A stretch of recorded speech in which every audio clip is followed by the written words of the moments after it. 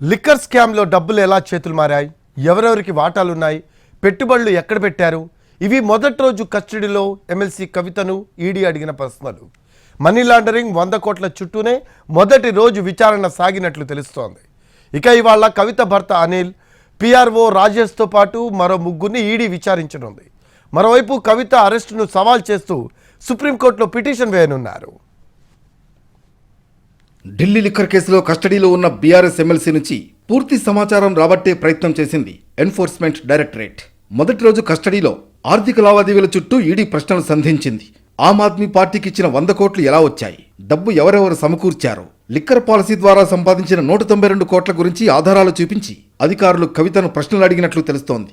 మద్యం వ్యాపారంలో వచ్చిన ఆదాయాన్ని ఏం చేశారు, ఎక్కడెక్కడ పెట్టుబడులు పెట్టారు, వాటాలు ఎలా పంచుకున్నారు అనే దానిపై ప్రశ్నించినట్లు తెలుస్తోంది. అలాగే సౌత్ గ్రూప్తో ఉన్న సంబంధాలు, కేజ్రీవాల్, సిసోడియాతో చర్చలు జరిపారా, ఇండోస్పిరిట్లో ఏమైనా వాటా ఉందా అనే కోణంలో ప్రశ్నల వర్షం కురిపించారు ఈడీ అధికారులు. అయితే కొన్నింటికి సమాధానాలు చెప్పిన కవిత మరికొన్ని ప్రశ్నలకు మౌనంగా ఉందని ఢిల్లీ వర్గాలు చెబుతున్నాయి. ఇవాళ కవితను రెండో రోజు కస్టడీలోకి తీసుకుని ఈడీ అధికారులు ప్రశ్నించనున్నారు. మరోవైపు కవిత భర్త, పిఆర్ఓ మరో ముగ్గురికి ఈడీ నోటీసులు ఇచ్చింది. వారిని ఇవాళ విచారణకు రావాలని ఆదేశించింది. వాళ్లంతా ఢిల్లీలోనే ఉండడంతో విచారణకు హాజరవుతారా లేదా అన్నది సస్పెన్స్గా మారింది. లిక్కర్ పాలసీ రూపకల్పన, డీలింగ్ సమయంలో అనిల్ కవితతో ఉన్నాడని గతంలో రౌస్ ఎవెన్యూ కోర్టుకిచ్చిన రిమాండ్ రిపోర్టులో ఈడీ పేర్కొంది. ఇవాళ అనిల్ను విచారిస్తే ఆర్థిక లావాదేవీలపై ప్రశ్నించే అవకాశం ఉంది. ఇక కవిత అరెస్ట్ను సవాల్ చేస్తూ ఆమె భర్త, కుటుంబ సభ్యులు సుప్రీంకోర్టులో పిటిషన్ వేయనున్నారు.